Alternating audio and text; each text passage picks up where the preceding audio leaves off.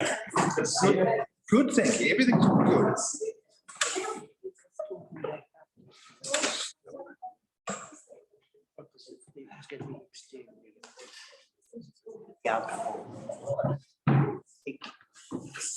Yeah, we all go. Right. So are we doing planning and regulatory? Just one here up there.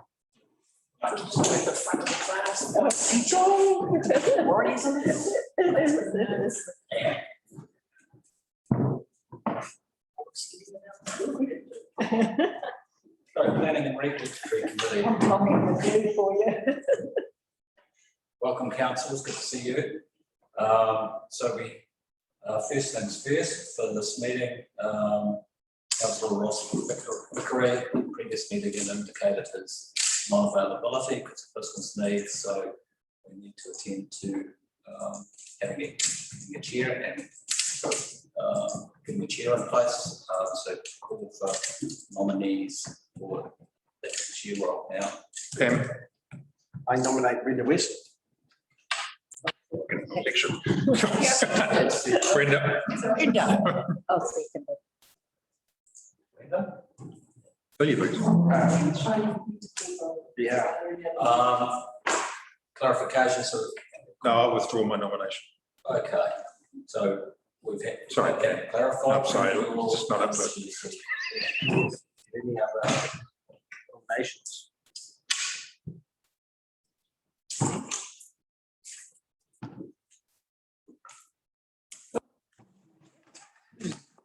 It's silent. So tonight's meetings. I think.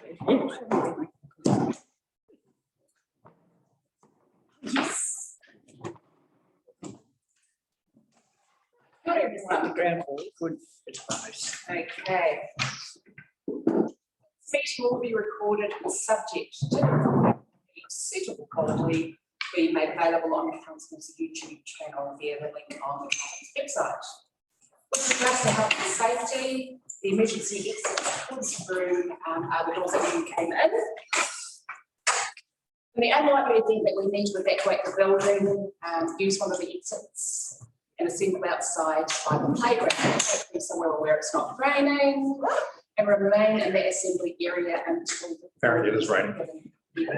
clear.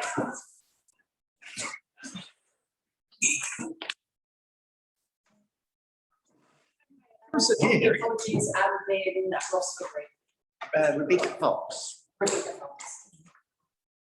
Any further? Okay, next one to move. I will. Thank you, Alison. I'll second. And Kim. Right, for today's meeting, are there any conflicts of interest? That need to be cleared. Oh, Right, I thought today we had public participation. Who wasn't available, so it's apologies. Okay. Oh, so it's another. Okay, so we have no public apologies. So we can actually move on to A5, extraordinary business participation. Is there any extraordinary business to be added to the agenda? I've only got one, and that was with regards to an update for the quarry. So, are there any other extraordinary business items? No? Can I address that now? Absolutely. Okay, confirmations for the previous minutes. We're considering minutes from the 17th of March 2021. Are there any corrections that need to be made? No one's got any corrections? No. I have a mover for the minutes on the planning and regulatory. Thank you, Lee. And a second, Pam. Thank you, Pam. All those in favour say aye. Aye. All those against say no. Motion's carried.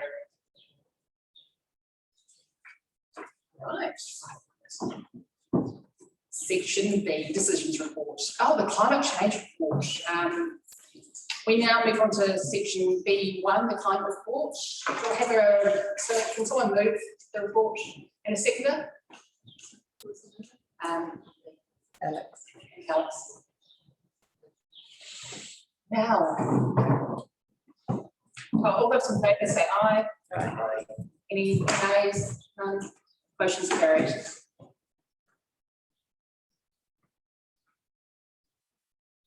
Back now to next.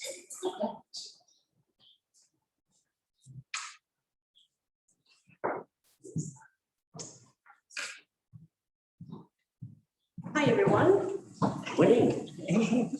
So today I will explain you. Oh, Sorry, before we move on to that, we need to move the next section.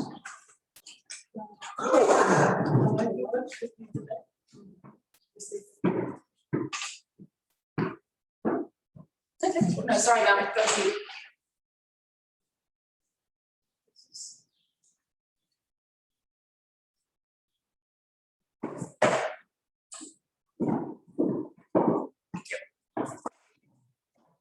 So today on the report, I will explain you the review of the Ruamanga strategy, which is a climate change strategy, and also the latest result for our greenhouse gas inventory for the year 2020, so calendar year. But first, I will explain you about the strategy.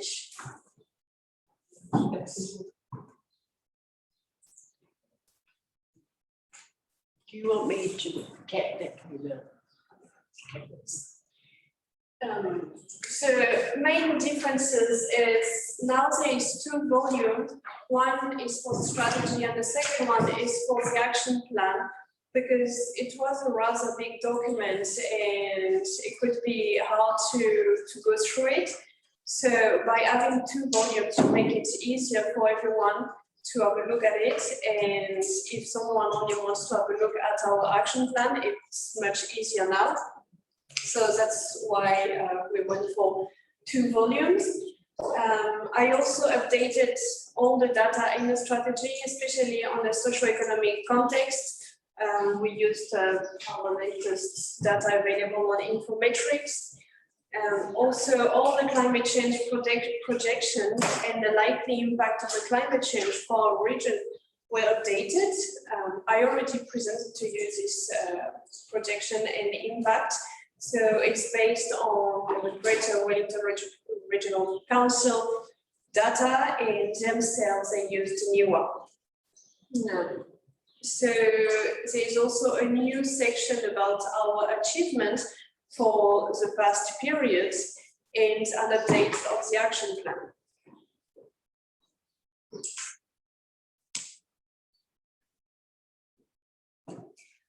So for the, for the climate change projection, they are on 2040 and likely impact of the climate change. They are consistent across the Wellington region and used for all territorial authorities in the region. They are also consistent in our organizations, as well as district councils, so they were used for the long-term plan, spatial plan, and other strategic documents. So we can be really consistent and have the same projection for everyone.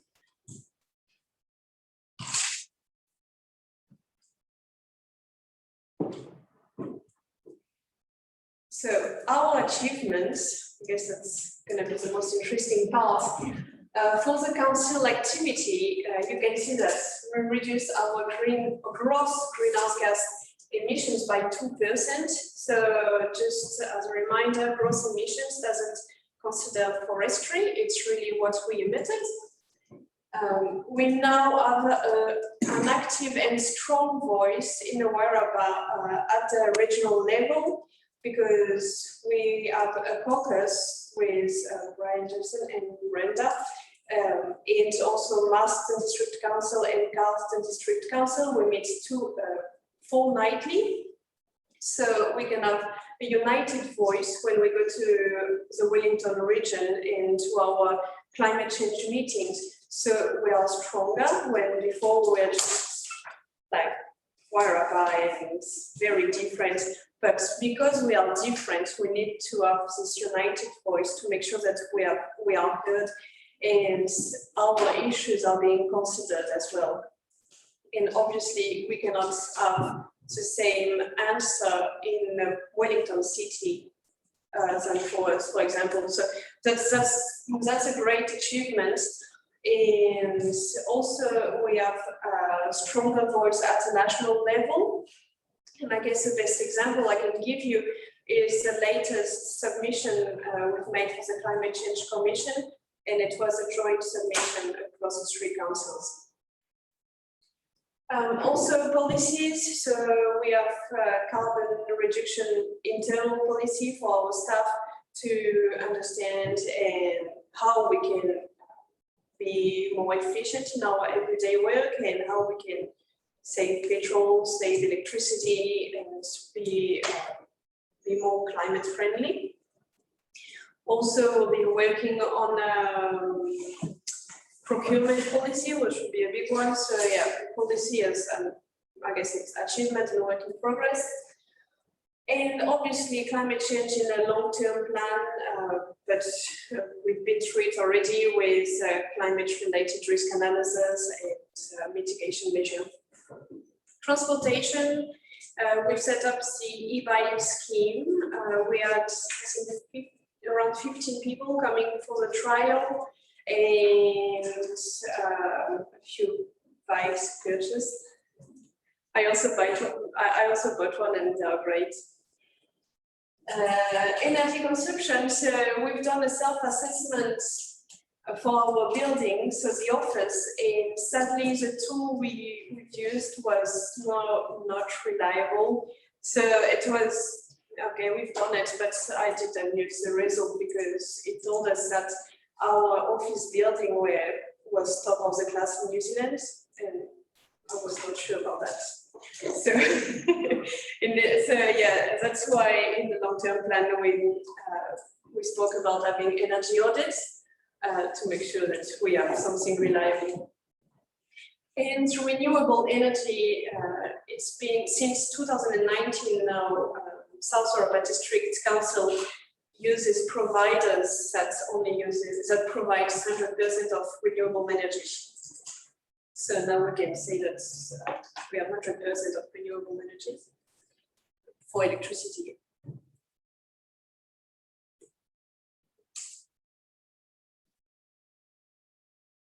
So work in progress are obviously 3 waters with leak detection to reduce water supply losses, and fuel was maintenance because when you replace pipes and there is no groundwater going into the sewers, and you have less water going to the wastewater treatment plant and less energy use. So that's a good way to reduce our emissions.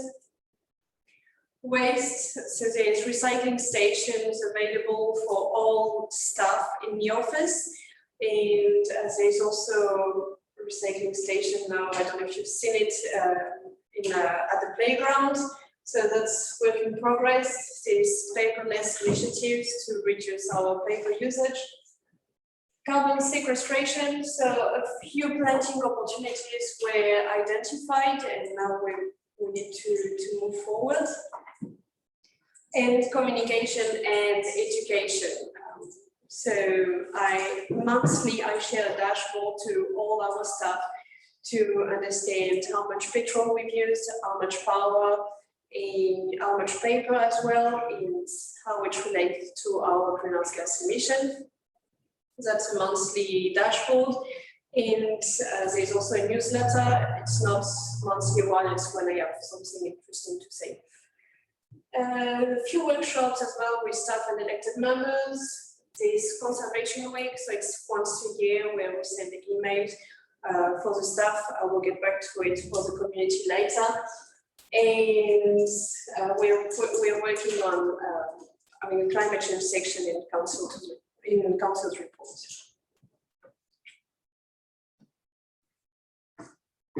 For the, sorry, for the community and businesses, we have the themed week, so it's conservation week, sea week. It works well, and we will have a bigger conservation week in 2021, so that's very exciting. As well as few events where we can discuss about climate change with the community. I also work with Enviro School and Water School in the social media. I have we have a Facebook, it's called a Facebook page called Climate Change Waraba, and on it I share really interesting information about climate change.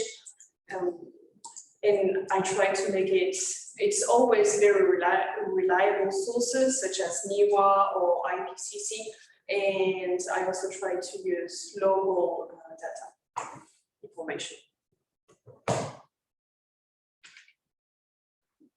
So for the action plan, at the moment we have a community action plan for Carlton District and South Waraba District. Masterton are also doing a community action plan. So what we would like, if we can do it eventually, would be to join those three or those two action plans to have a joint action plan across the Waraba. But that's in the future, and we need to discuss about it. We need to make sure that all elected members agree with this. But yeah. And the coming actions, what I'm working on at the moment, is Conservation Week 2021. So because it was not very big in the 2 previous years, so this year we try to make it bigger, and we'll work with different organizations, with Masterton District Council, with Greater Wellington, DOG, GARA, National Centre, to really try to make it much bigger and well coordinated between those organizations. And also a self-assessment kit, which will allow our residents to assess their house, to understand if it's a healthy house or not, and how they can improve their house's health. The idea is that this kit will be available in the libraries, and people will be able to take the kits the same way they would take a book out of the library.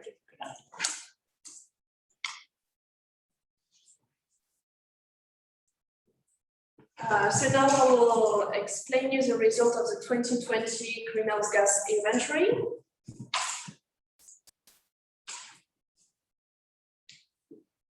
So our gross emissions are, as I already mentioned, reduced by 2%, with 243 tons of carbon dioxide equivalents, compared to 2018, which is the baseline. I don't know if you recall, but 2018 we had about 700 or so. It's just because in 2020 Ministry for Environment released new emission factors. So I applied the latest emissions factors to our 2018 and 2019 greenhouse gas inventory. This is why it's 2% and not, I say this is still a mistake left in the report where it's 68%, but this is 68 was based on the previous emission factor, so 2% is the right figure. On the net emission, we reduced by 75%, and it's mainly due to reduced harvest emissions. We harvested a lot in 2018 and a lot less in 2020, that's why. And biogenic methane as well, we reduced by 2%, which is not important. So you can see that by business units, water supply and the wastewater treatment plant is still our biggest one with 40%, not as before, because the emission factor for wastewater treatment plant changed a lot. That's why, and it's followed by parks and reserve with 16%, operation almost 15%, corporate services 13%, and others.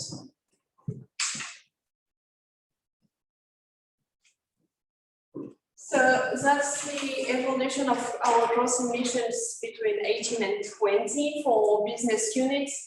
You can see that corporate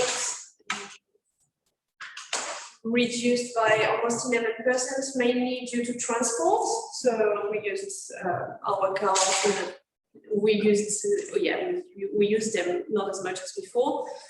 On community services, we increased due to power. On operation, it's decreased due to street light and transport. Street light, we were still moving to LED in 2018. Now it's done, so that's why it decreased a lot. On water and wastewater treatment plants, we increased mainly due to water supply, since wastewater volume stayed quite the same. And on park, we increased because of transport and power, and on the regulatory, we increased due to transport. So just explain the parks and reserves. So parks and reserves, that's transport with, because it's a vehicle for our park and reserve officer, manager.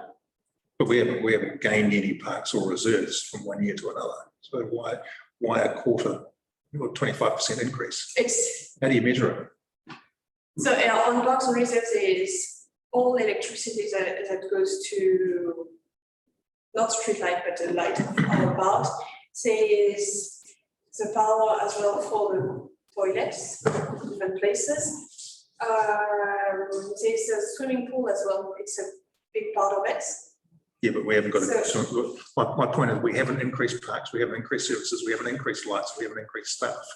But So did we? where's the extra cost coming What from? Melanie's saying is we didn't have a car and now we have a car for a person. Is that correct? There you go. 25, so 25% for one car? So it's a low base. Also, it's a percentage, and park and reserve is not a big part of our emissions, so it can increase pretty quickly because it's not a big. Well, it is. It's 10 tons of emissions. You're going to tell me one car is giving out 10 It's a tons third of of emissions? water services, so it is actually a chunky. That's a huge change. So Oh, yes, 16%. That is. There must be just one car. That's what you're asking. well, I just don't accept that. That's rubbish because nothing has changed with the exception of a car. And if each car is putting 10 tons of emissions up, it's a pretty big car. Family size. It's fairly so there. So my question is, how are you measuring this? Because Was something around swimming pools extended hours as well? Sorry? Swimming pools extended hours as well? no, because they were extended the year before In 2018? and the year before. 2018, 2019, 20. So I cannot share this screen. Yeah, but they're not going to make any difference because the filters are still going anyway in the pools. And the chlorine- We extended the time frame as well, didn't we? Yeah, but that won't. But the same amount of filtering is still going on because the filters go when people are in the pool or not in the pool.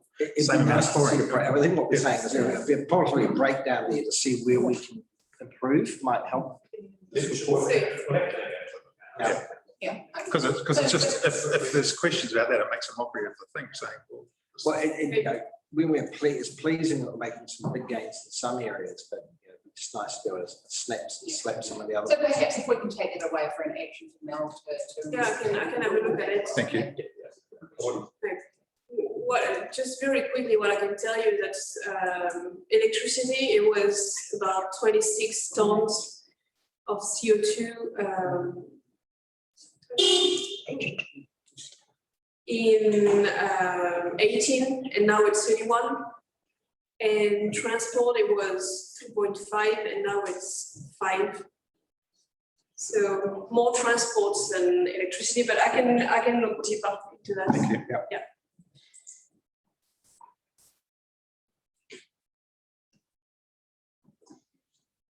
So for our sources, biggest one is now electricity, followed by water supply, and then transport, Wastewater treatment dropped a lot, as I said, because emission factor dropped a lot between 18 and 2020.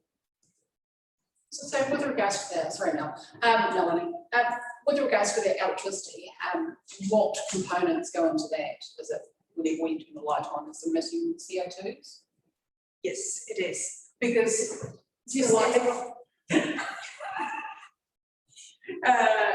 electricity does not account for electricity used for wastewater supply and wastewater treatment and water supply, because it goes inside this chunk. So it's really electricity for the Wayne Center, for the libraries, for the office, for street lights. I was going to say, does it include street lights? Yes, it does. So it's a more accurate depiction of source than what was previously shown. Yeah, it's a Yeah. different breakdown.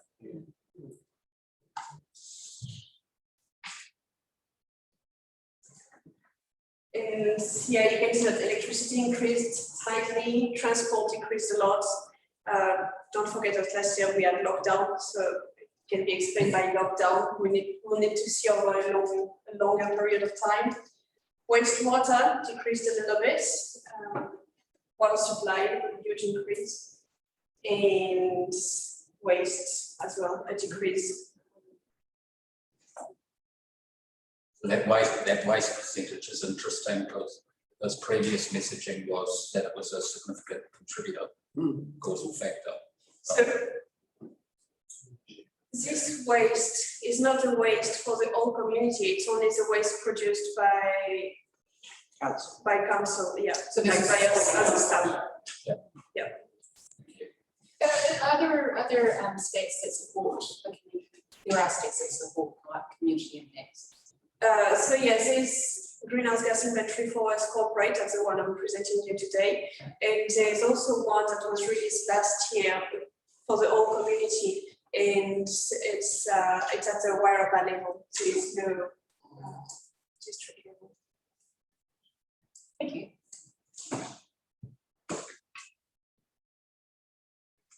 So forestry, as I mentioned earlier, harvest decreased a lot.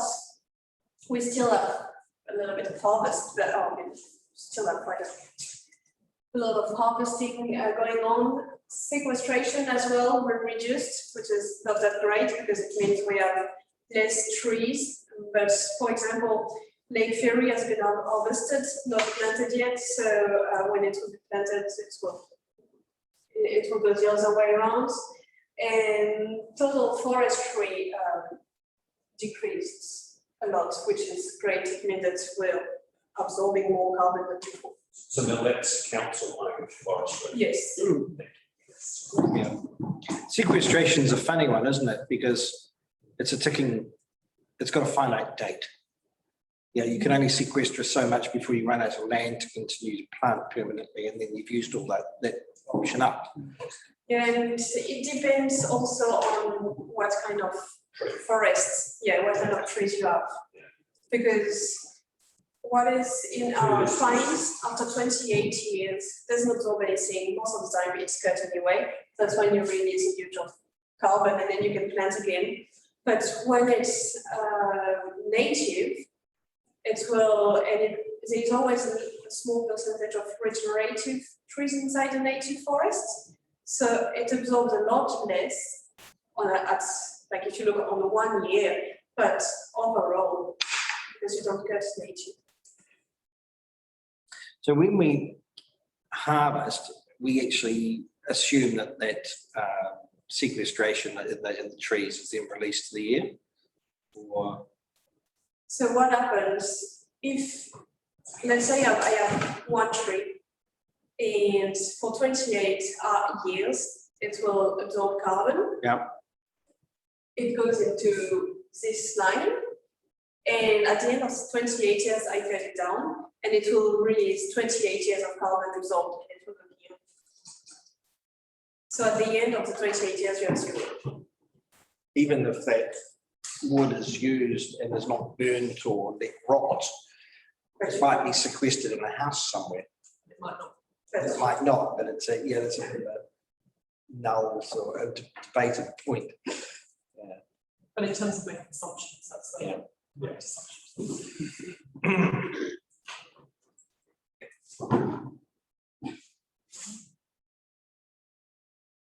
And biogenic methane, so just to remind you, biogenic methane is methane produced by our waste and our wastewater treatment plant as well. So it's very much the same for our waste. You can see on the orange or yellow part. Wastewater treatment decreased a lot last year and increased again, but still slightly less than 2018. So altogether reduced by 2% on the biogenic methane, which is, I guess, a start.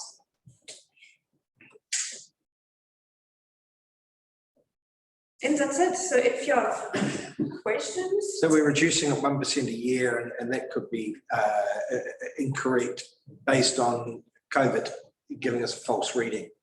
Yeah, Very good. we will need to see where we go next year, because with COVID, we cannot really say anything.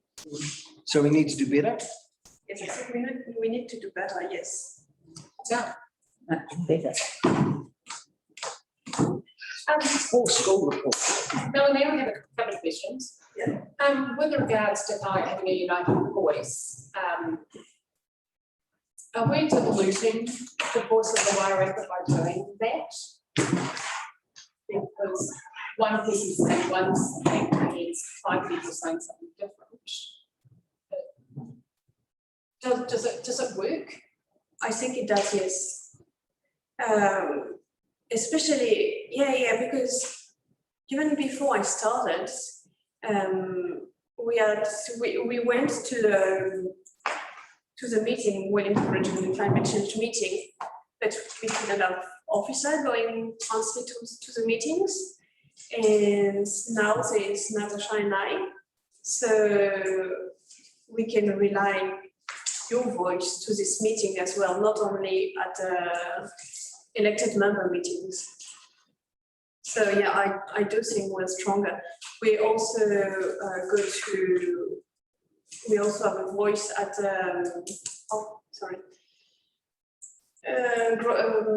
regional growth framework, because we work on two projects. One is about climate change mitigation, one is about climate change adaptation. So yeah, I do think our voice is stronger and well heard. Just as an example, when I went to one of the climate meetings, somebody says, "Why is the Wairarapa doing so crappily at their greenhouse emissions? Why is the Wairarapa allowed to get away with this?" So there seems to be a perception that people don't get what it is to be in a rural, and why our numbers are so different from the local. How can we ease the journey for that? Yeah, Brenda, I think there's a difference when you've got the educate people, but it's a nature manual. So apart from councils, that kind of comment is made largely because of stock. It's about ruminant animals. 50%. Oh yeah, I know why. I know why. But it's actually understanding what the question is. Because we perform well compared to local authorities, because most local authorities, for instance, will take the bigger airplanes. So the start travel is actually a very expensive part of their greenhouse gas emission and central government and things like that. So if people do say, "I'll challenge it," absolutely, actually on a local authority basis, we could do really well. But on a New Zealand perspective, it's the fact that we're pastoral and we're doing animals, etc., which are obviously greenhouse gas emission, etc. So should be blindingly obvious, I think. obviously it wasn't. Educating the counties, Yeah, the townies were asking. So yeah. 77.8% is agriculture. And the e-bikes, is that for getting to and from work, that type of thing? So just please. I I'd like to think so. It's very cold out there. So can you tell us about that program, the like program? So e-bike scheme is an NZTA scheme. And to set it up, we're using a supplier, it's Torpedo 7, and they provide staff members, but also elected members, if you're interested into it, cheaper e-bikes with good discounts up to 40% discounts. It's only the one bike with 40%, usually it's about 15% discount. So there's also a discount on all accessories. And what is great is that it doesn't cost anything to the council. It's really Torpedo 7 because they have access to a wide range of customers. They can afford to give us discounts, but it doesn't cost anything for us. I bought, Kelly and I bought a couple of e-bikes, we actually used the NZTA scheme, and it took $4,000 or $500 on each. So it's $1,000 off. Yeah, I think mine was 4.2 at the shop and 3.2. I bet 3.2, including the accessories. So It's very good. Have we considered having pool bikes for the council? I know that our Wellington City Council does. I know we're at different sort of area. Yeah, Melanie had raised that with us and we had a discussion and found that it can be cost effective. Can you mention the health and safety inquiries when someone falls off though? I'm just not quite sure whether I want to go down that track because we'll be really put into a statutory management for health and safety reasons. I discussed with Nigel, our health and safety Serious? officer, I want to go. and it didn't see it as a problem as long as everyone had access to a good explanation how to use safely and all the PP. Are we looking at accelerating, excuse the pun, our movement towards hybrid cars? As I think we mentioned recently, it's been mentioned before. So far we have 4 hybrids. Because they are not plug-in hybrids, they are not considered as electric vehicle. They are just a little bit more efficient, but not considered electric vehicle at all. So if you look at Wellington region table, we still have 0 in front of EVs. That's the way it is. And yeah, I guess that would be a good thing. Sadly, last year I couldn't do a fleet review because we didn't have the Argus system. And then when we started to have Argus, it was locked down, so we couldn't do anything. But now lockdown is over for about just a year now. So we'll be able to have 1 year of data that are meaningful. This is our vehicle tracking system. Oh, We didn't sorry, have it yeah. before. We introduced it this week. Yeah, but maybe for actually like working, it was trying to just make sure that we knew what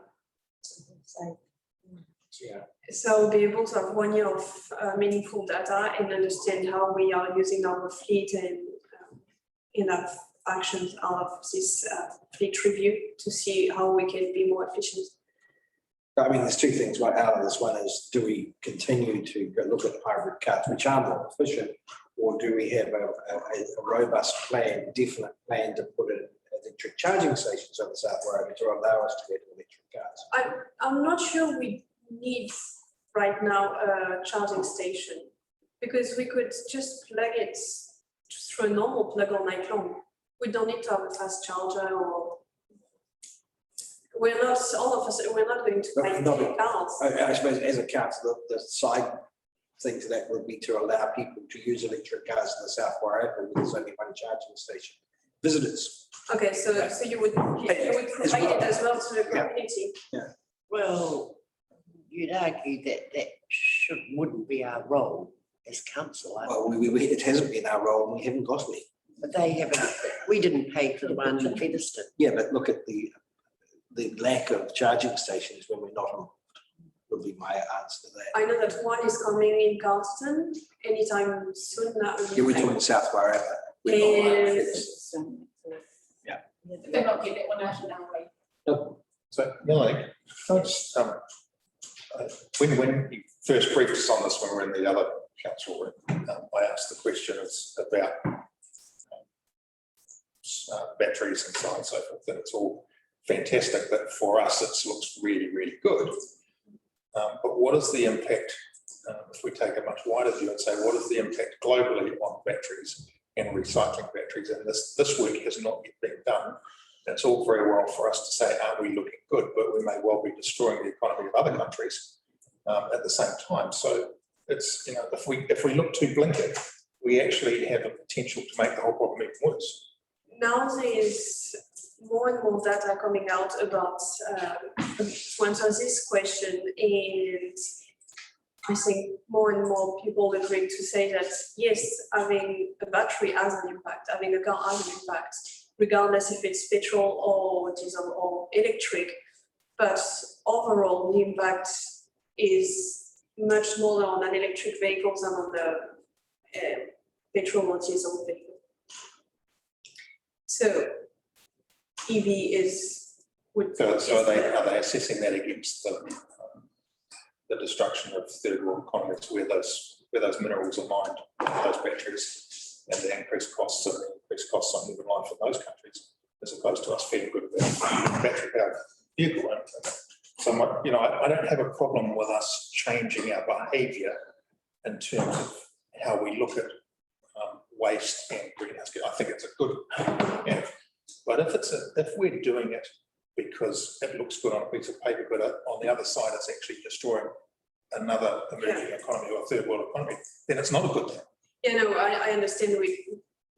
I'm really against greenwashing and all those kind of things, but yeah, that's why at the beginning, to be honest, I didn't really know the answer to this question.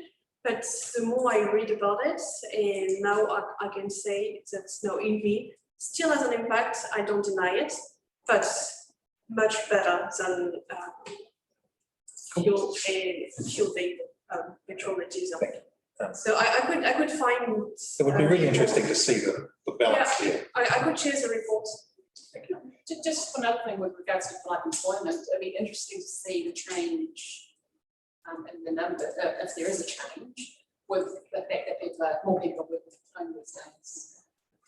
See what kind of impact that has. Yeah, I know in the latest emissions factor, Ministry for Environment provides one for working from home. And I discussed with our HR manager, sadly, it's really hard to assess how many people are working from home. So having access to this data was very hard and not reliable. That's why it's not part of our emission inventory. But yeah, if we could have access to reliable data, it could be done. Are there any further questions? Sorry. Fantastic report, Mel. It's a huge amount of work and it's excellent. Just a question thinking about electricity, thinking about councils. Have you done an audit, or is it in your forward plans to look at LED lighting, how we stack up there? So LED lighting, street lights is LED? I'm meaning more within all our buildings, for both councils. I am not. So yeah, some are not. So would that be an area that might improve our audit on the electricity? I'm pretty sure we're pretty sure that we're replacing bulbs, we're putting in LED light bulbs, that type of thing. Pretty straightforward thing to do on the access stand. Have you investigated on that similar thing, with regards to solar on our buildings, and have we progressed that any? Yeah, there's a whole lot. Yeah, but again, it's just a choice of priorities.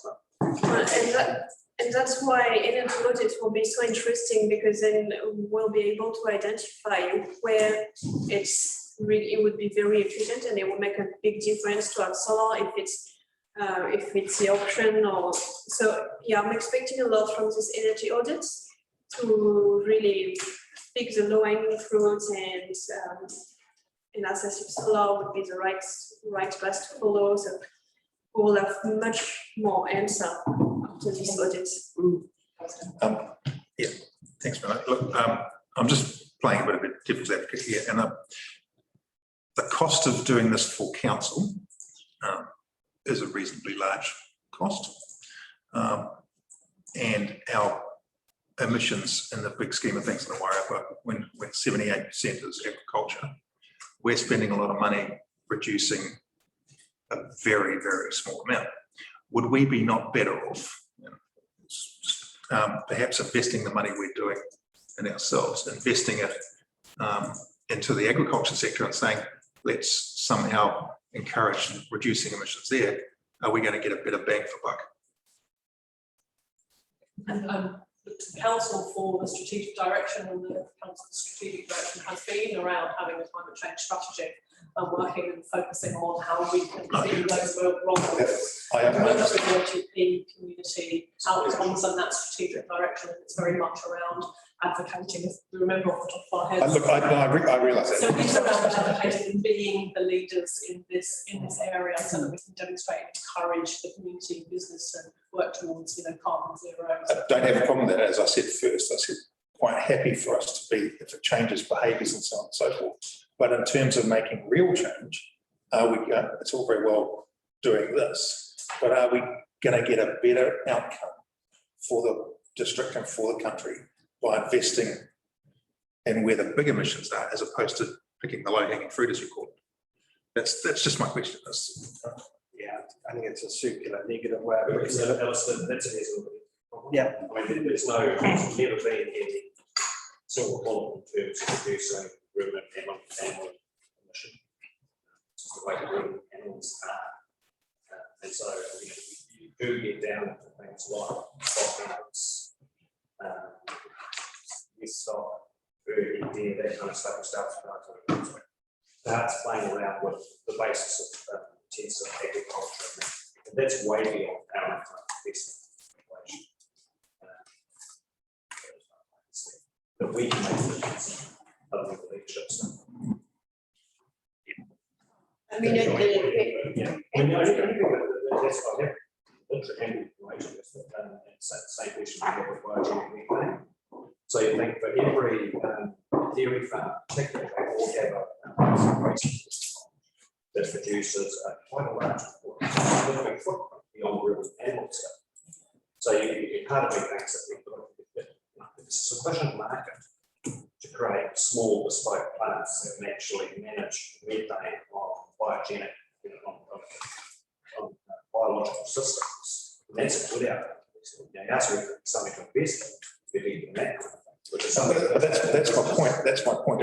Are we perhaps better off by leading the discussion into those sorts of things and investing some of that money, as opposed to buying hybrid cars or putting solar? And I'm just using that as an example. I'm just saying, how can we lead the discussion and actually get a better outcome? Because the outcome we're going to get from reducing, I don't know, what are we, 0.1% of our emissions of the district, by reducing that by 50% is going to make no difference whatsoever. Whereas investing in something that might make a bigger difference, may have a better outcome. Garen said is that this is the stance this council's taken, that we do everything we can within our remit to do, and to provide an example so that we can. I don't disagree with that. I was just asking Melanie, because Melanie lives, breathes this. Is there a better way? Is there a better outcome? And look, I'm not going to hold you to it. I'm just saying, you eat, sleep, breathe this stuff. So I'm sure you would have thought of this. Yeah, no, I think I don't believe that money saves everything. I don't think we can say, okay, we keep doing the way we do. We don't get better, but we give money to whoever, whatever. So themselves they get better. I think I don't think that's the way to go. I'm also I really increase all the knowledge I have about better farming practices, about helping farmers to take the curve, to reduce emissions. So I guess we're not only working just for a corporate organization. I also try to discuss with farmers as much as I can, and there's many tools already available for farmers to decrease their emissions. at the moment there is a lot of research going on to have bulls and cows that will produce less methane.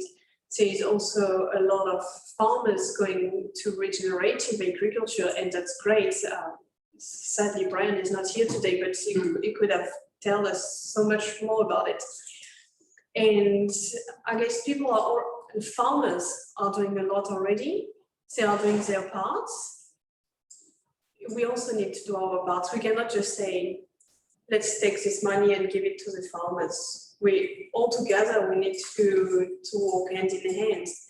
And that's why we need to do our parts, even if you're right, it may be very minimal. And we could also say, New Zealand accounts for 0.1% of the global emissions. Maybe we could say just forget about it, it's so minimal. But no, we're all together in this fight for the climate. So we need to move forward all together, hand in hand, even if it's minimal. Thank you.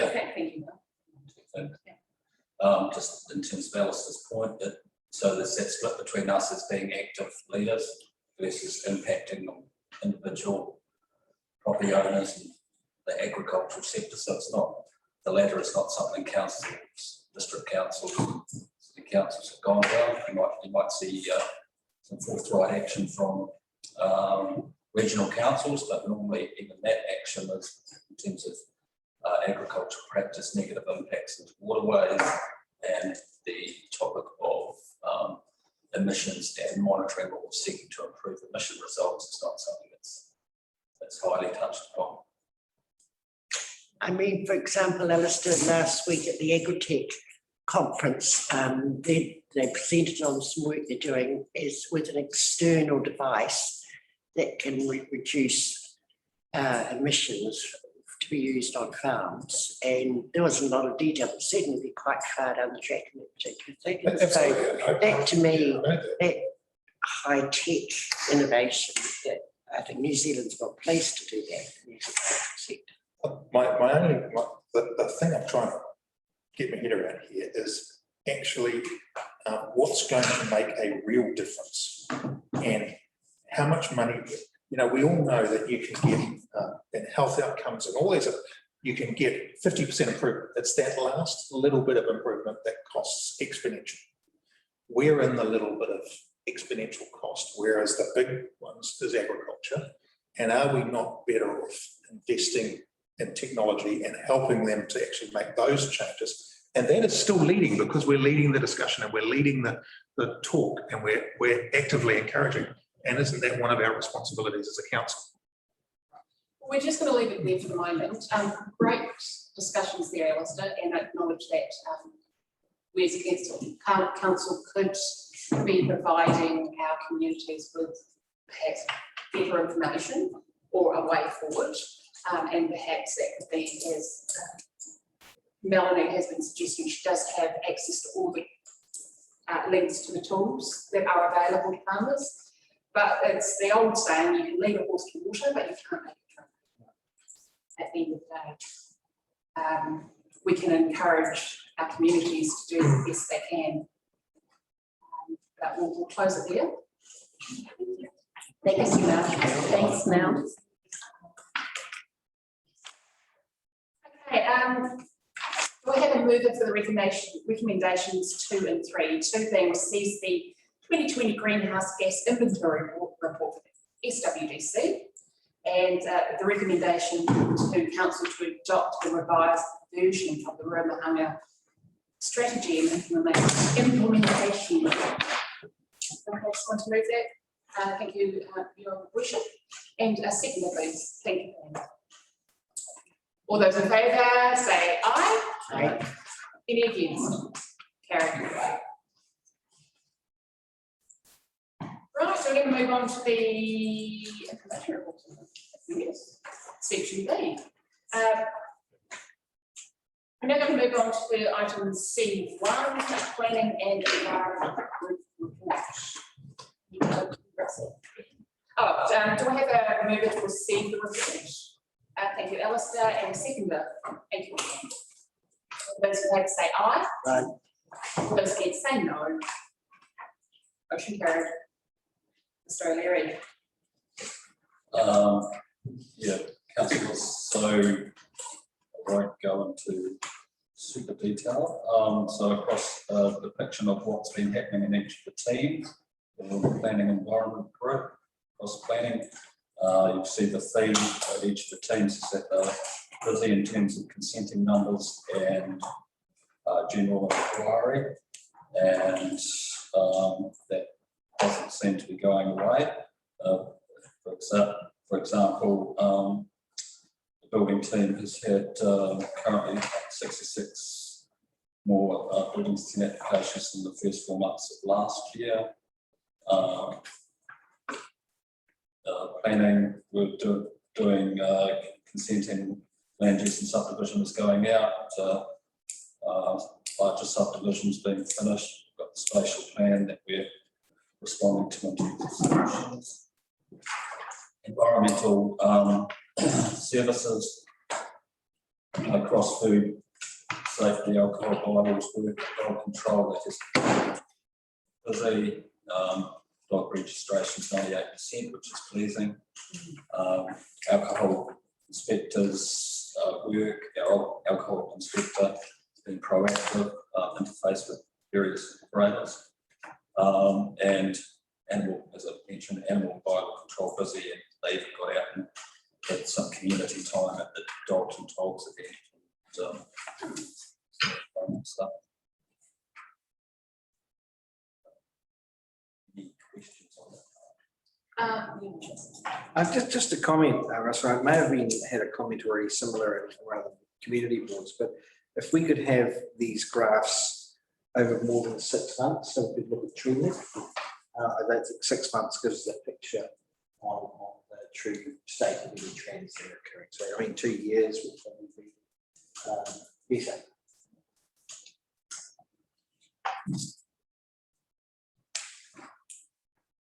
Any other questions with regards to the report?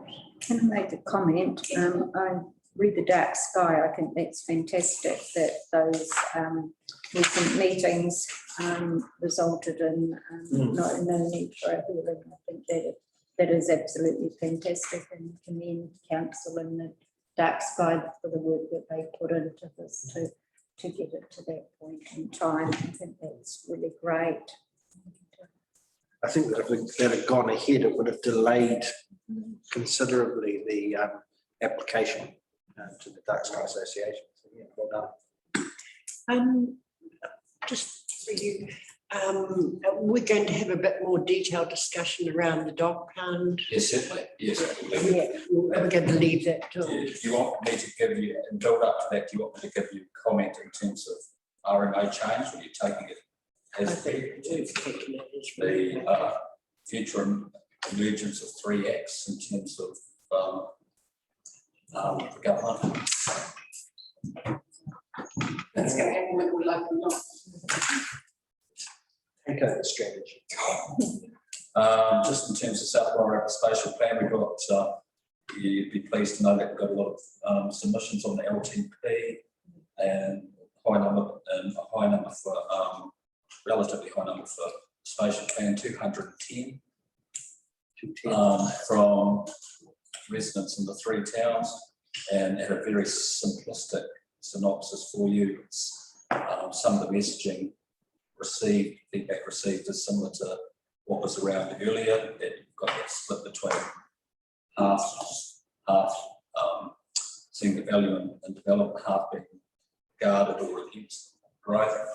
We've had comments and feedback from residents of each of the town, particularly Martinborough and Greytown, and the commentary even goes down to, which is helpful for us, goes down to as to indicating,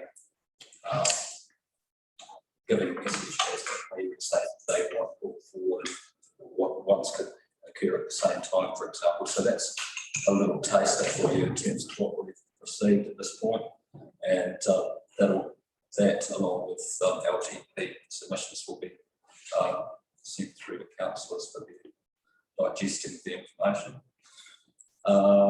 district plan review.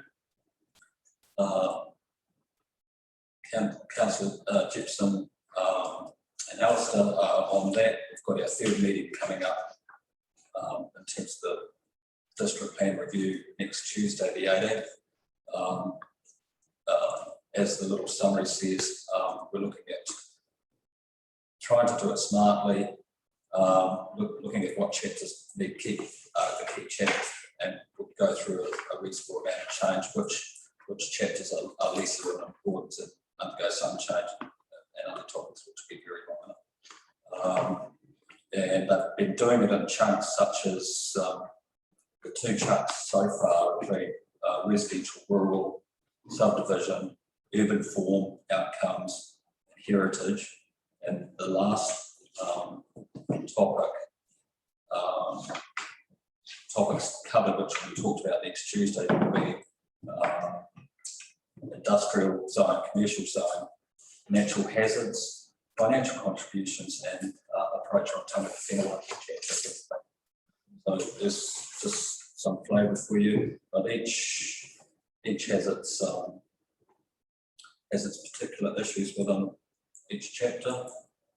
I've continued to convey the message such as sensitivity around the heritage and the commercial height limit being currently 15 metres. There is potential for that to be reduced, so that's gone into the op, for example. Financial contributions, we have to make sure that we have a mix of views and put into that so we get the right outcome. And for example, should financial contributions still sit within the district plan, or should they be set outside it so that you can change them in a more easy manner in future once you do further research? So that's some of the topic within the district plan review. Alistair might want to make a comment in terms of how he's seeing the process going. On the dark sky topic, yeah, thank you for that feedback. Sorry, Russell, we want to just add something in right then. So coming back to it. Yeah, look, there is clearly a difference between the towns in terms of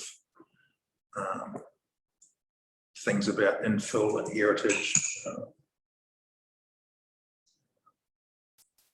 I think that the consultants are very taking into account what we're putting across quite clearly. I think it's clear that our spatial planning has potentially given us a bit of an advantage sitting around the table, that we're better prepared with the topics than perhaps some of the other councils who aren't as far down in their spatial planning. Do you agree with that, Russell? And because we've had a lot of discussion about spatial planning already, we're taking the comments that were discussed around the table in there, so you know, we're on the front foot from a better term. Yeah. Just a quick question with the plan review. Does that take into consideration the heritage zones? Yes. Yeah. Yeah. There's a lot of discussion about the heritage zones and I suppose heritage zone creep, for want of a better term. As towns are growing, how much, where does the heritage zone start and stop, and how far it should expand, or you be allowed to, you know, sort of, does it go north, south, east, or west, or just sort of grow? There's certainly a lot of uncertainty, I suppose, about how that would be. My understanding of Everton is that it's fairly well set concrete as where heritage zone is, and I don't think there's many. It hasn't been a great only. There's a document that details that Everton is heritage zone on the council website. It's going to be one that I think will be quite topical when it goes out for consultation. Do you agree with that? Alice is correct in terms of us being an active council ahead in terms of getting our strategic thinking right and our growth response, because what we've also done in that area is we've set up options, potential options for each of the towns, and I think what's being alluded to is that some other council members around the district plan review committee from other councils saying, well, let's simplify and have one entity across the district with just a couple of entities, but where in fact you've got to match up your option suggestions for each of the towns and do it subtly and responsibly. So our spatial plan document will be quite critical in terms of how it's represented in the district plan. So it's quite good. So the work that we're doing is certainly wasted in terms of how it's represented. And the number of submissions we've had, and we actually have a good understanding what people are thinking. And our lucky points there are that there will be an urban form chapter, which gives you the opportunity to convey urban form, and subdivision, any adjustment to the rules will have to be fully evaluated. There certainly doesn't seem to be any appetite to change the rural size or subdivision rules. Really? No. You know, that 4 hectare minimum. Yeah, doesn't seem to be any appetite to change that. That's crucial. Well, Yeah. there's recognition that it's an issue, but there needs to be further discussion on it. Yeah, certainly around the table initially there was no real appetite. Even the sand haven't looked at the No, I don't removal of rural land from the GDP stock. No, I don't think they want to make it easier to subdivide rural land. It's almost like rural land is, they want to, for want of a better term, protect it, I suppose, a little bit. There's a realisation that versatile soils need to be protected, and that national responsible effort will be covered. They have to give regard to national policy statement. Yeah. It's not something they've got in the district. They have to have regard. It doesn't have to give effect to. It's a difference, but they have to have regard to it. We might be deviating in lots of areas from combined. Well, The Randerson report is in place. The matters will be explored and They're going make decisions around them. And for the rural example, is tightening of subdivision roles, recognition of the issue that's out there, and whether you set aside areas for rural residential. So when they bring the topic up, you get a sort of feeling about what the other councils are thinking, because it's just sort of points they want to have looked at. But there was certainly no comment about the size of the minimum 4 hectares sort of thing, or so subdivide 1 hectare with a residual of 4. That didn't seem to be an issue. No one raised that issue, did they? So that's something to look at. There's recognition that we have a permissive plan, which is good in terms of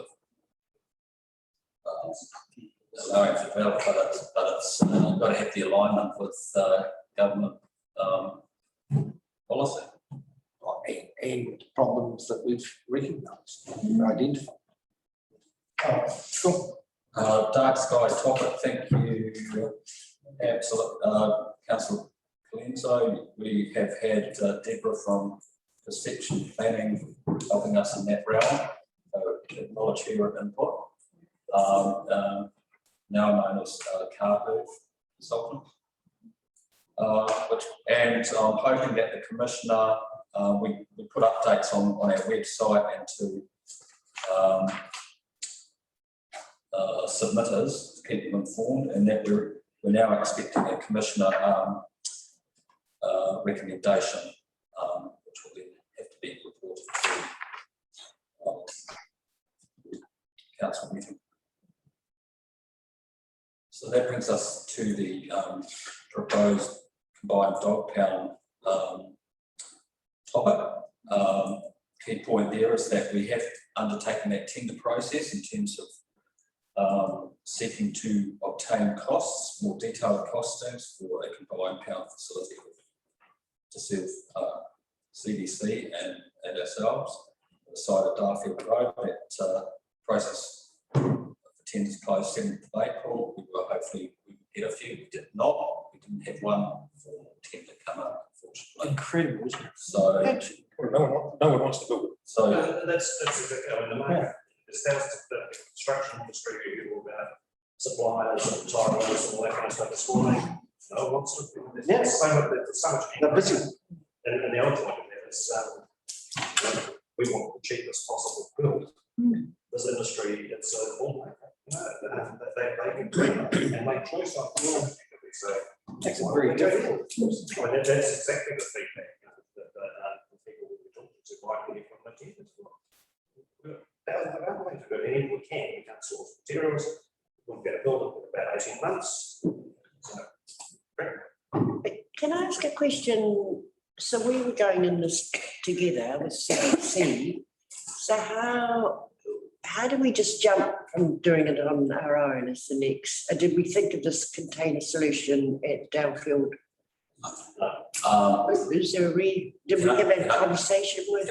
You're wanting to be taken back a step in terms of how we got to CDC? Well, I can understand that you didn't get any tenders. Previously, Councillor Lorenzo may recall this. So costings were served up for a Johnson Street option in terms of the current pound site. Costings were seen to be too high, and it was for. Oh no, I sit on the combined shared services, so I'm up to speed with all of that history, but it's more, did we consider working with Carterton in terms of the container idea on the Downfield? No, because this Is that not so? It's literally just put off Rick, and actually probably came from an idea from Alex. Because there's a whole lot more that's been done with containers, it came after Rick, and I mean, we were going for basically full base shed. you know, what's the Four-bay shed, like a skyline. Yeah, so the original plan that's combined CBC one was the traditional build a 4-bay shed and fit the units inside. And then through discussions, we did original costings and the idea was that they need to be fair, so we would need down that track. And part of that process was to look at what are we outside the realm, or can we manage by a different concept that it was. With further discussion, someone mentioned to me, if you were to just go outside the square and think totally innovative, what could you come up with? And I just happened to discover this opportunity and investigated further to the side of it. So it wasn't part of that discussion at anybody else. It was purely think outside the square, completely just, if you threw away the rule book, could you come up with something different? And that just sort of fell into my lap. And I suspect not. I suspect it was more than just working lap. And it just seemed to fit. If we were to do it on our own, could we do it on our own? I didn't look at the concept figure. But as far as I'm concerned, I think it's modular, it's versatile, and you can build it as big or as small as you want. But as the CEO was saying, it's very last minute, but it was an option that needed to be fronted so that people could understand. One of the things that for that site and everything is that the water is already there. Yeah. that's right. Yeah. And Everything like that, yeah. So, And Which site was this one? the one at I presume the 248 Lake Ferry Road is where the rubbish dump is at the moment. Yeah, so we've got two options there. Is one is to the left if you go down the long road, and just before you hit the entry point to the left, where the trucks actually pick it up. To the left of that is a big field. I don't know what's in the field. That's about 110 metres. I've got to run power and water to there from the last connecting. But we've also got another option directly where the last connecting point for power is across there. There's another option that sits there, a piece of land on the right hand side, which only runs about 30 metres for the power. It gives us both mains. And with both sides, there's additional work that needs to be done in regards to the soil type. I just don't know what's under there. I don't know if methane, whether it's been used as a refuge before, and therefore there could be methane vets or what that ground and soil is, but also where and how I've used the septic side as well. So had initial conversations with various people. The caveat on all that is this is a unique decision to go down this container way. So it's not tried and true in terms of I can point to you to say this is what's done. We've really thought outside the square and been as innovative as we can, with cost being one of the driving factors. So it just seems to touch wood, tick a lot of boxes. I mean, there have been some extraordinary homes, 5-star plus quality made up containers. There's a huge amount of data around that. This is just a hope for doggies. I've suggested that Rick follows the process, keeps note of how the process goes. I think this could be a very good paper local government on how to achieve a result, an affordable result in a base.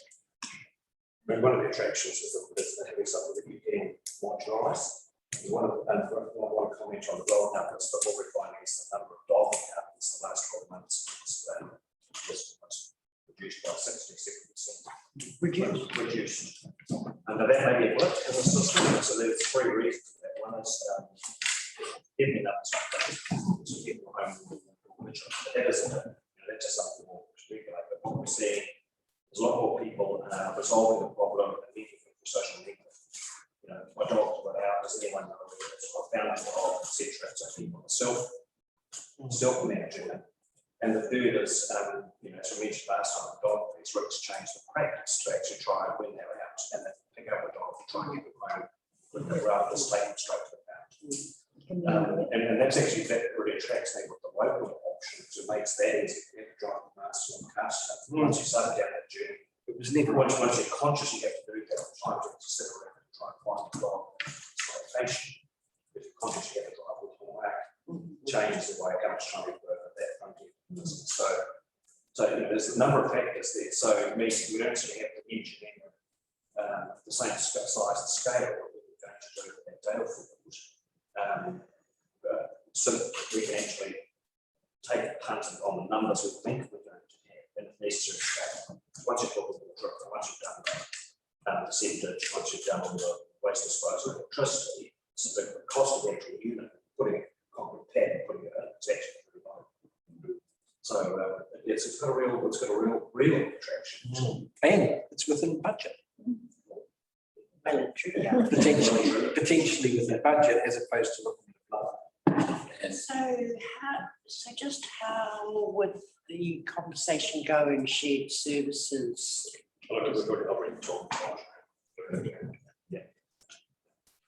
And she's presumably. Absolutely. So close it. Because I actually, well, we actually said to them, by the way, as with this is have a look at yourself and see if this is something. or just double the size and release it back. As you asked the question, it's just that if this works for us, it's cost effective. Cost effective for them. This price we what we're looking at. In terms of the land, Yes. yes. There was the option that the pony club were going from Constine Park and they were going to use some of that land down at Paint Farm too, and just wanted to make sure they were the same pieces of land that we were both looking for that. Yeah. I doubt. Because I have a feeling that they were looking, when you're looking up the driveway, they were looking at that piece of land on the left as well. So if you wouldn't mind having that conversation around that, where he was at with that. And,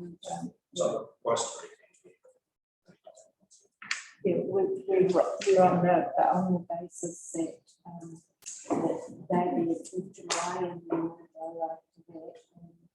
But he was making some area down at Cane Farm available to use particular talkings with the local person that's leasing the land. So make sure they're not the same piece of land or we'll be in. The other point is that you've had some interface with New Zealand Police in terms of a working example? No, so when I contacted the container people, I said, look, I'm really just spitballing an idea here. But they've indicated that the New Zealand police use a container to store their dogs, but it's not as long term as we're using it. So they're more the dog training day, so they might spend 2 or 3 hours. And so the concerns are still the same in regards to disease management, climate control, but we're talking about a 3 by 20 foot or 6 foot wide, 20 foot container versus a 25 metre building that I've got heat and cool. So I can direct the heating and cooling easier, but there's still concerns about what is the coverings, linings, how do I control that, condensation, heating, cooling, same thing. So it's very sort of rudimentary, but I thought it would be we want to mention it as something that would get, but I just want to keep it, it's really sort of in terms of the idea we're going with, but it seems to be ticking the boxes that we're going on, waiting for them to come, but they haven't got it yet. So the height isn't an issue? No, so that, I think we can get cages, so on a 20-foot container I can get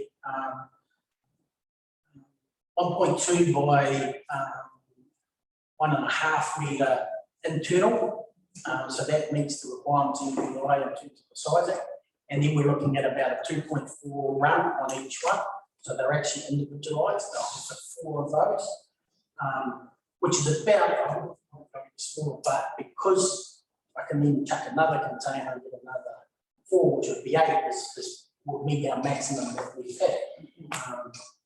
But it's just what I line it with. So we've looked at a rhino lining, but it currently meets the medical grade. So for wash downs and it's toughened. But I've just got to get them to confirm that. And the only concern I've got is condensation creation through the internal roof lining. But I think if I go passive whirly-birds, I can actually get the air ventilation through it. And we're looking at constructing some windows on one side. So on one side will look like just a container, and have windows at the back. The structure is strong enough, the internals are good enough, so and the price point is pretty good too. So just with regards to the facilities, is it going to be secured off as well? yeah, so we're looking at putting a compound around it. So depending where I locate it, we have to have a compound. So the container plus the runs, security, and then complete, which probably mainly compound on the outside as well. And just make sure you have it facing the right one. Yes, yeah. Not to keep the dogs in. Yeah, But the owners out. so the beauty of it is Razor wire. Outside. Part of that wall and building. So they get the best both worlds in terms of that. So this is all theory. Well done, thank you much. I just hear. Fantastic work, Like that. amazing. Is there no longer the opportunity to work with CDC or Masterton? Why? What is it that No. We could still combine with Harrison and they could use our facilities in Monchar. Indeed. Well, as I said, you know, if we're going to work with Robert to go and say, look, we can do all the exploratory work and that kind of stuff. And it means that it's work that they can take up this option and stupid not to really if it works out. Because they've got land, they've got the location. The Marston ones, Cat's still got that open, and this one falls open as well. So you know, we're big and have some choices, but this is the one that we can have information. We can walk out and actually it's the best solution if it plays out. And we've listed 4 potential advantages and 2 disadvantages in terms of having it located within our region.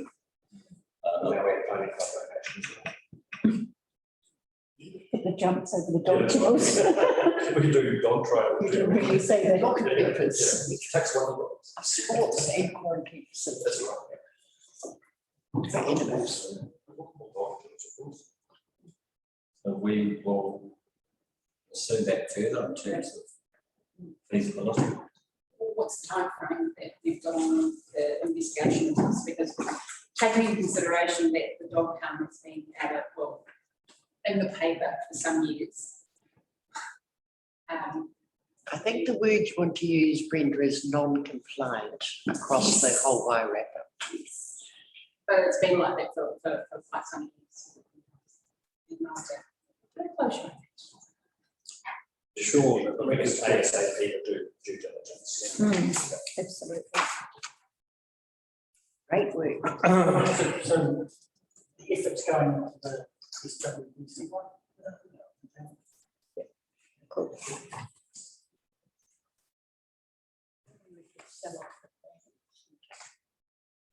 We'll take this. One topic raised earlier. Oh, yes, yes.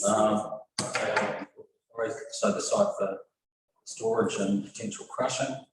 So that application, the supplement information called for under section 92, it's been received. It's there's some interface there, but the information finally came through. Kendall started to tackle it, but she's a busy young woman doing submission summary, and for added neutrality and for it to be attended to, that application is now being handled by Office. So it's now with them.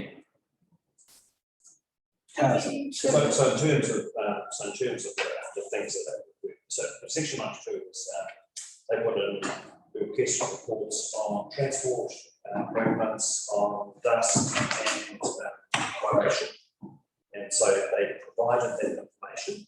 On the face of the information they provided, it looked like the effects could be managed and mitigated within the boundary of the property. But we're peer reviewing those reviews independently. So in other words, getting another technical expert to check their technical expert to make sure it's good. That's literally the process. And noise? Noise mitigation? Noise, sorry, yes, and noise. There's noise, vibration, dust, and transport effects that are. And the dust is how it impacts on health outcomes. Well, so this largely the dust itself is part of the GWRC consent already. So there's already information on baselines to establish the dust here. And they are the dust exceeded the boundary, that's the agency will need to take if the consent was granted to take.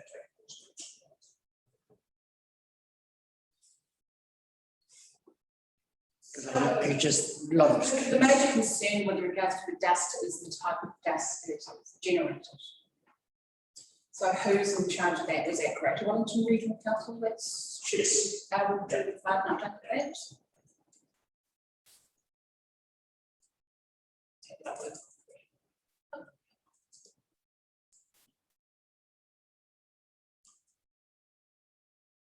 Are there any other questions with regards to the quarry?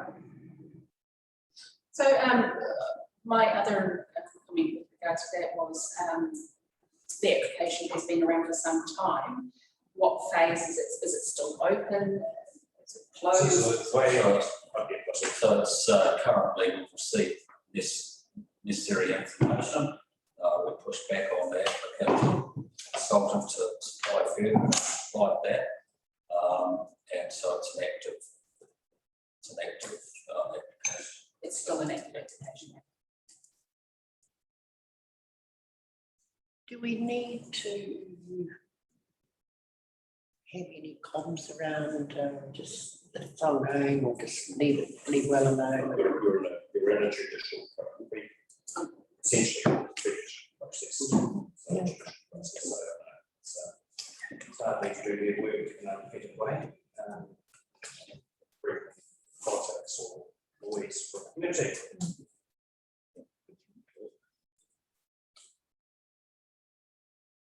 Russell, can I say it's a good report? Thank you. Which, thank you, takes us on to service levels now for councillors to read through. There's any questions? So again, just to reiterate what Russell said before, the one is to watch is the planning, because we are under capacity, we have to fill Godwill's role. We've actually been out to market twice already on a third declaration. Thanks, scarce hence the senior planning managers, the scarce. So that's what you remember when Russell people left, so service levels before. So Russell and the team just on top of the volume that's coming in, which is in part why Kendall is we've decided to drop the quarry off and go into the list so that she had time to do something.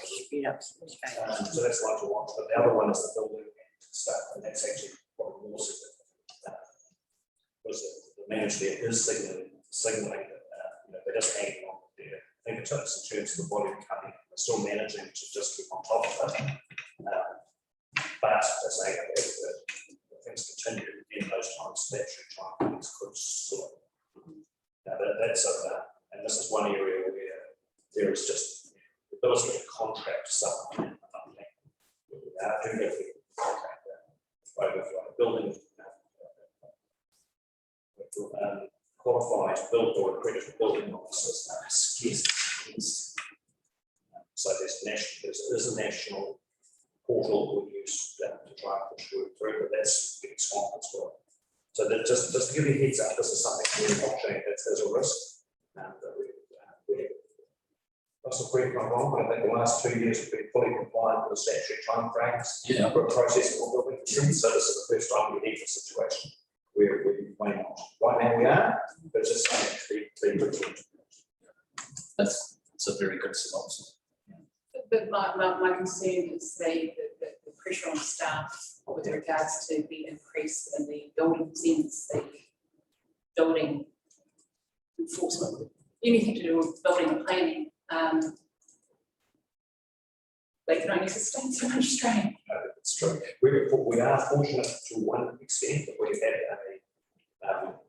one staff member who went on parental leave, and so we backfilled her role, and she is coming back. Normally, we would let go the person who was backfilling her role. And in this situation, we won't until we're on top of our program. So almost everyone got one person in reserve. Which is and within the building team, we have 2 officers who are learning as they go and studying, doing the extramural study in the second year of it, and that is James and Patrick, and so we've got high numbers of work, symptomatic of a growing area, and training happening. So Sarah's doing a really good job juggling the different factors at play.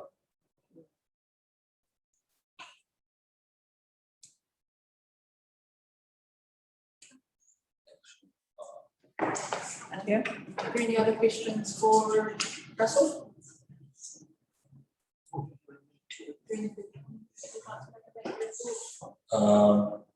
The only other thing,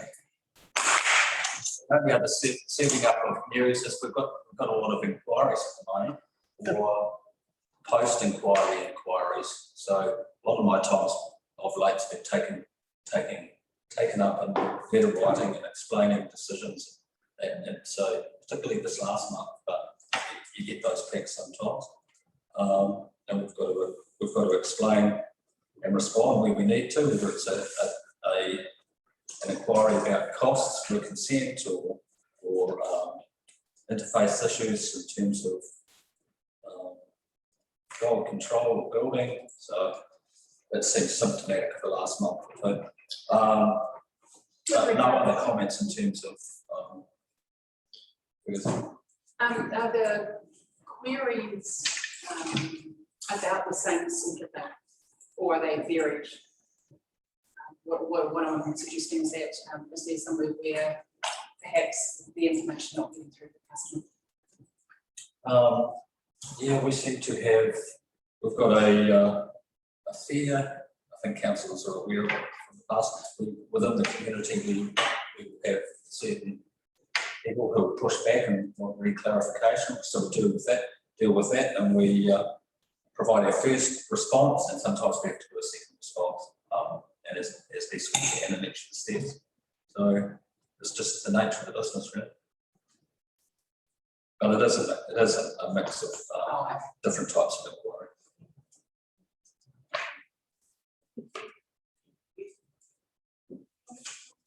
No, I'm ready for the next one.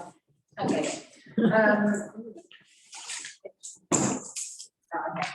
Okay, move on to C2, the action items report. Do I have a mover to receive the report? Thank you, Lee. And do I have a seconder? Thank you, Pam. All those in favour say aye. Aye. All those against say nay. Motion's carried. Are there any questions with regards to the action items? Actually, a couple of areas I think we should close, not just secret guidance on action number 130. Yeah. You notice that was raised in April 20, and that was well before we embarked on the geospatial planning consultation process. Remember, that was the time when we were worried about the southern growth area, all that type of thing. Yeah. So I think that is just one redundant ask that's used by the second utilities guidance on that. Some of the data that's April last 20. Yeah. Yeah. I think that's succeeded by events on the consultation with and a long-term plan and everything else. So the question was to provide a total cost attributed to the spatial plan. Is that engagement to the planning regulatory committee. So that was around the time that they requested that the officers go away and look at different ways of providing that engagement. So we get asked to put that information together, and of course that moved on to actually combining that with the long-term plan work. So that was our sense that actually that was a moment in time, and it's actually quite a different thing now. And all those costings about It was the concern. The consultation hadn't reached, it wasn't getting the right mark and that kind of stuff. It was a real concern that we needed to. It would almost be impossible to extract previous from what we carried on with now. Anyway, but I think it was a way of examining why the way the spatial plan occurred. We progressed past that negative. So I'm suggesting you close that, just so. I'm okay with that. As a committee, do we agree to close that item? Yep, I do. Yeah. And actually the last one, so 67. So Russell now has, rather than leave this item here, Russell now will have that as a standing item in his group manager's report as he did today. So you'll have regular reporting on the district plan in the officer's report in the same way. So I think you can close that. So if we close it with It will be a standing item. yeah, but if we close it with the comments closed, has been moved to blah, blah, blah, so it remains. Add a comment in here that is now part of the group manager's regular update. So Russell asked us Yeah, stage two, and so he's getting both. As a committee, are we happy to move forward with that, Alistair? Yep. Okay, are there any other actions that we could discuss? I've got one for action item 300. Since we no longer seem to be going with Masterton and Carterton, it'll be updated to reflect that. Was it too pre? Until we've got a Come on, hurry up. it'll come up in the shared services, which is in about 2 weeks anyway. That's the next one. Yeah. And then we've got one closed, the planning and regulatory.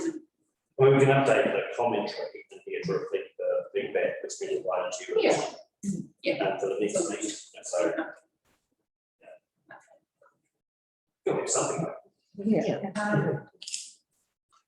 Or we go to the top of the team if we've got more clothes. that's right. Absolutely. Oh, okay, so action 300 has been taken over by the comments in action 66, isn't it? I'm saying we'll just update that next time, Brandon, which will include the comments from this meeting. So that leaves us, That doesn't leave us with anything, does it? Leaves us with 300. That's a good thing. Yeah, it's good. I like that. Can I just change topic and jump back? Yeah, go for it. In terms of the working of the Warwick Compliant District Plan Review Committee, third meeting next Tuesday, it's actually functioning pretty good. At the officer level, one of the key comments recently made was that a progress report, like a dashboard, a progress report should be part of the working of when the committee meets, and that way you are actively tracking your program of work is helpful. But that's a little bit of information. But the comment I wanted to make is that in terms of our two councillors, Councillor Plummer and Jefferson are being very active and testing and probing and when they're at the meetings, and potentially doing a lot more than some of the other councillors in terms of what they're setting up. They're prepared to test and ask questions and not just go for simple solutions in terms of, okay, let's have one rule for this chapter or whatever. So I think Good work, Alistair. I'm very confused here. I'm very confused. Sorry? Alistair, you turn, wow. Right, are there any further items to be going on for the this meeting closed? Well chaired, Brenda. Yeah.